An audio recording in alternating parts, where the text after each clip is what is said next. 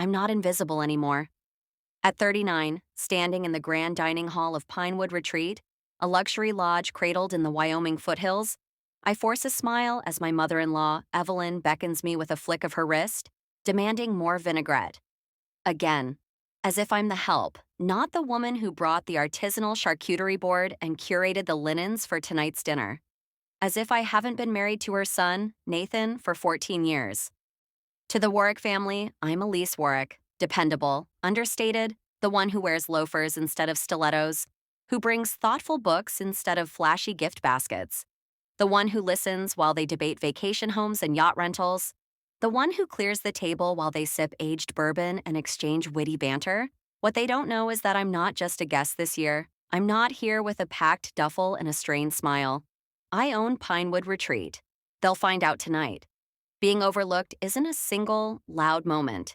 It's a slow drip, a quiet theft. It's in the way Evelyn introduces me as Nathan's wife. She does something with city planning. Her voice trailing off as if my career is a quaint hobby.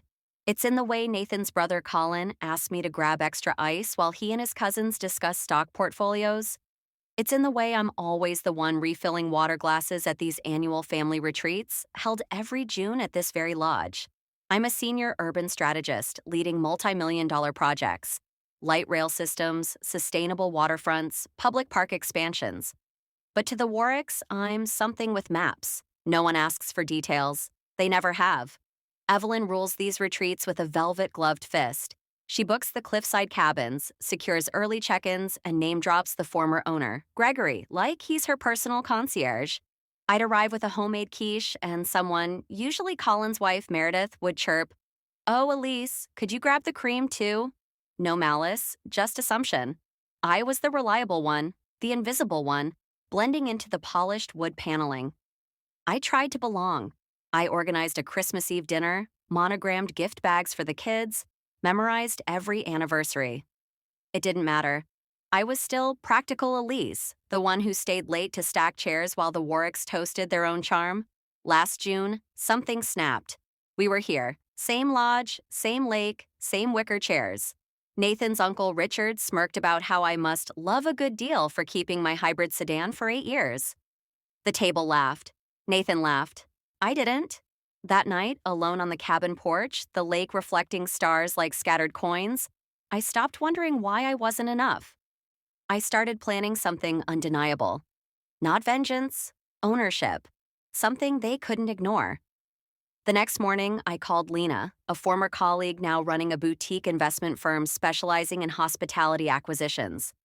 We'd collaborated on a transit hub project in Portland years ago. "Elise Warrick," she said, chuckling. "What's the play?" I didn't hesitate. "I want to buy a resort." A beat then. "You always were a quiet storm." Within days, we were sifting through listings.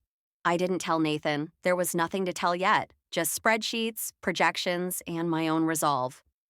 Pinewood Retreat surfaced 3 months later, a gem burdened by rising taxes and an aging owner ready to retire. Lena flagged it before it hit the market. "This isn't just a purchase," she said. "It's a rewrite of their story." I cashed out my savings, consulting fees, index funds, a silent stake in a green tech startup. Every dollar I'd saved while the Warricks flaunted their leased Audis went into this. We formed Horizon Haven LLC, a discreet holding company. I stayed off the public-facing documents, letting Lena handle negotiations. The deal closed in 5 weeks. Walking the property as its owner felt like exhaling after years of holding my breath. I stood in the dining hall where Evelyn once chided me for using the wrong wine glasses and traced the banister she leaned against during her signature toasts. I wasn't angry, just certain. Ownership is quiet but absolute. I upgraded the Wi-Fi, raised staff salaries, streamlined operations, and ended the Warricks' legacy guest perks. No more free upgrades, no special rates. They grumbled in their group chat, blaming corporate greed. They had no idea it was me. This year's retreat arrived. Evelyn, as always, took credit for securing the cliffside cabins, oblivious that I'd personally approved their booking at full price. At the welcome brunch, Meredith whined about the stiff front desk staff. Richard griped about the missing welcome basket. Evelyn sighed that the frittata lacked last year's flair. I sipped my tea, my tablet open to staff schedules, unnoticed. They ranted about the resort's decline, oblivious that the faceless new owners sat among them. Friday's gala dinner was Evelyn's masterpiece. Linen napkins, candlelight, a rustic elegance dress code. I wore a simple black dress I'd bought for a client pitch years ago. Nathan barely noticed me leave the table mid-meal, too busy laughing with Colin. Outside, the lake shimmered under a crescent moon. I texted Marcus, the general manager. "Now," he replied. "Got it, boss." Through the glass doors, I watched Marcus tap his glass. The room hushed. "Good evening," he began. "Pinewood Retreat is under new ownership, and we're thrilled to introduce the visionary behind it." My cue. I stepped inside as he said, "Please welcome Elise Warrick." Silence. Jaws dropped. Evelyn's fork hovered midair, a bead of sauce staining her cream shawl. Meredith blinked rapidly, like a camera shutter malfunctioning. Colin's glass tilted, forgotten. Nathan stared, his face a map of confusion and dawning regret. I took the mic, my steps deliberate, my voice steady. "Thank you for your loyalty to Pinewood Retreat. This place holds memories for us all. But traditions evolve." I paused, letting the weight settle. As of now, all guest policies apply equally. No exceptions, no legacy perks. Suggestions? My door's open. I handed the mic back and walked out, their stunned silence louder than any applause.